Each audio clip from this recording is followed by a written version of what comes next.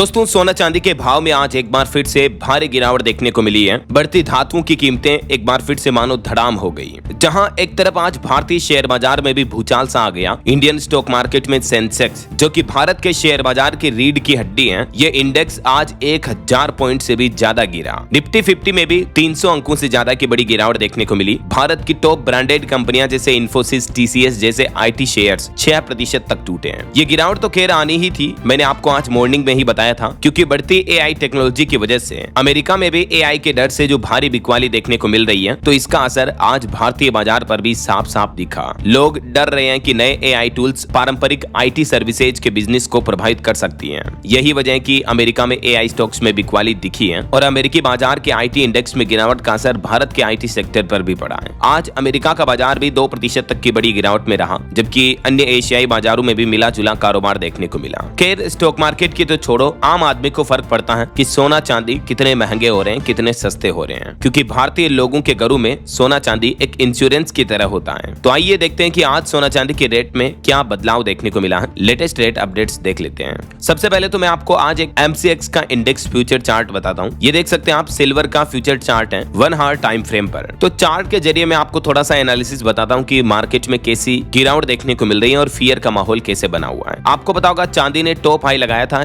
ये 4,18,000 रुपए के लगभग MCX पर। भारतीय बाजार का एक्सचेंज है ये MCX, जहां कमोडिटीज की ट्रेडिंग होती है। तो 4,19,000 का हाई लगाया था। ये तारीख थी 29 जनवरी 2026, कुछ ही दिन पहले की बात है। उसके बाद अचानक से एक ही दिन में चांदी में इतना बड़ा क्रेश आया 45% का टॉप हाई से। इस क्रेश ने निवेशकों के मन में जो डर बिठाया, वो चांदी को लेकर पिछले कुछ सालों के इतिहास की जो हिस्ट्री का डर रहा है, वो एक बार फिर से लोगों के मन में दिखने लगा है। हालांकि इतनी गिरावट के बाद थोड़ी रिकवरी देखने को मिली, लेकिन ये रिकवरी जस्ट एक पुल बैक की तरह थी। तो चांदी ने टॉप हाई में 4,18,000 से गिरावट करके 2,27,000 का लो बनाया था। उसके बाद चांदी फिर थोड़ी उठती है और 2,88,90,000 तक वापस जाती है, फिर गिरावट देखने को मिलती है और अभी ये कंसोलिडेशन फेज में चल रही है। तो जो लोग नए निवेशक हैं कि चांदी में फिर से रैली आएगी, कहीं हम मिस ना कर दें, जो अपने मन में ये सोच रहे हैं, उन्हें थोड़ा रुकना चाहिए। एटलीस्ट चांदी में एक बार फिर से बुल रन आने दो, ये लेवल क्रॉस हो जाए जब चांदी का 295 का, उसके बाद देखा जाएगा कि चांदी आगे क्या प्राइस एक्शन बनाती है। फिलहाल चांदी गिरावट के बाद पुलबैक और थोड़े कंसोलिडेशन जोन में है, तो एक बार फिर से आपको ये लंबा फॉल देखने को मिल सकता है और चांदी आपको 1 लाख 1.5 लाख के आसपास फिर से नजर आ सकती है। ऐसे ही अपन गोल्ड के चार्ट की अगर एनालिसिस करें दोस्तों, तो ये डेली टाइम फ्रेम पे मैं आपको गोल्ड का चार्ट बताता हूँ MCX फ्यूचर का। देख सकते हैं आप, अभी वोलेटिलिटी मार्केट में इतनी ज्यादा चल रही है कि गोल्ड ने भी टॉप हाई बनाया था 1,80,000 का। उसके बाद चांदी के क्रेश के टाइम पे गोल्ड भी क्रेश हुआ और गोल्ड ने 1,36,000 का लो बनाया। अभी गोल्ड का प्राइस 1.5 लाख के आसपास कंसोलिडेशन फेज में चल रहा है। हालांकि गोल्ड में इतनी बड़ी गिरावट नहीं हुई, क्योंकि गोल्ड एक काफी सेफ एसेट मानी जाती है इन्वेस्टमेंट के लिहाज से भी। तो टॉप हाई से लो को भी देखें तो 24% ही गोल्ड में ये गिरावट आई है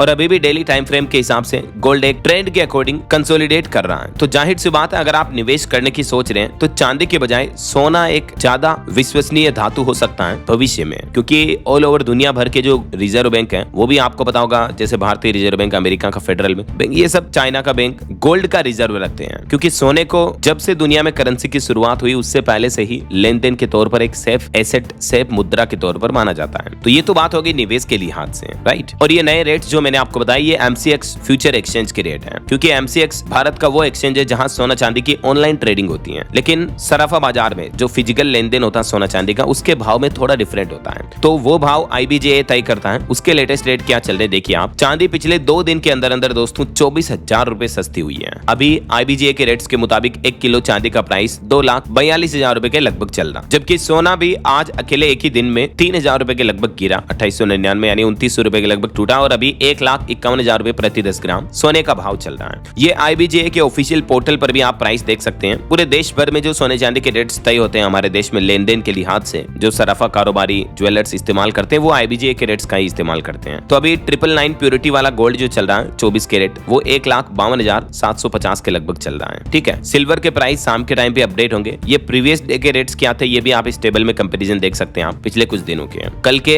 प्योर सोने के रेट थे 1,56,147 और प्योर सिल्वर के 999 सिल्वर जो है उसके रेट थे 2,60,614। तो आज सोना और चांदी दोनों ही महंगी धातुओं में ये बड़ी गिरावट देखने को मिली है। लेकिन अगर आप निवेश करने की सोच रहे हैं कि यार इतना बड़ा सोना चांदी गिरा हुआ, तो क्या हमें पैसे डाल देने चाहिए या नहीं, तो इसका एक शब्द में सिंपल जवाब है, एक साथ नहीं। बल्कि आप SIP शुरू कर सकते हैं गोल्ड ETF में, सिल्वर ETF में। मैं आपको कई बार DLS न्यूज चैनल पर बताता रहता हूँ कि SIP का रिटर्न भी बिल्कुल एग्जैक्टली सोने चांदी के रेट के अकॉर्डिंग ही आपको मिलता है। जो गोल्ड सिल्वर फ्यूचर ETF होते हैं ना, वो भी ऑफिशियली सोना चांदी की धातुओं की प्राइस को ही फॉलो अप करते हैं। तो उनमें आप थोड़ा थोड़ा निवेश कर सकते हैं, ताकि मान लीजिए भविष्य में अगर सोना चांदी और बढ़ता है और गिरता है तो आपकी एवरेजिंग होती रहेगी। आप मंथली, वीकली, 15 दिन में इस तरह से आप अपने SIP का पीरियड तय कर सकते हैं। ओके, तो ये आज के लेटेस्ट सोना चांदी के रेट्स, उम्मीद आपको जरूर जानने मिले होंगे। इस वीडियो को लाइक और शेयर करना, DLS न्यूज चैनल को सब्सक्राइब करके बेल आइकन जरूर दबा देना, रोजाना ऐसे इन्फॉर्मेटिव जानकारियां, महत्वपूर्ण समाचार देखते रहने के लिए।